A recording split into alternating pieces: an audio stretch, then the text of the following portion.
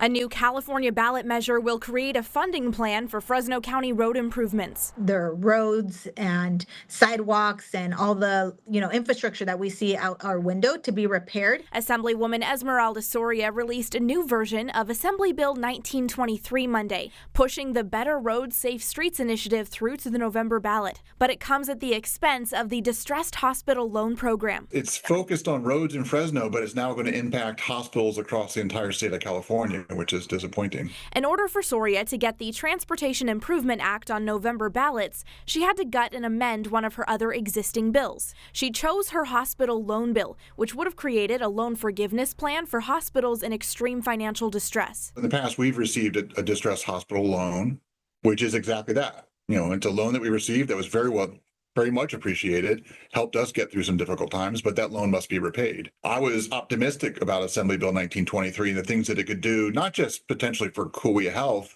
but for hospitals in similar communities and environments across California. Kauai Health CEO Mark Mertz says 62% of their patients are covered by Medi-Cal. So he says it's been historically difficult to make enough money to pay his staff. California has among the lowest Medicaid rates, we call it Medi-Cal here in California, amongst the country, but I would argue that we have some of the highest costs. He was excited about how AB 1923 would have helped financially distressed hospitals across the state until legislators gutted it and made it into something new. 1923 was positioned to be the best vehicle for the level of urgency. Soria says they specifically chose to gut AB 1923 because it was already far along in the legislative process, and she didn't think hospital loan forgiveness was an urgent need this year. We actually got a big win during the budget this year. We secured actually funding around this issue of distressed hospitals. The state approved about $130 million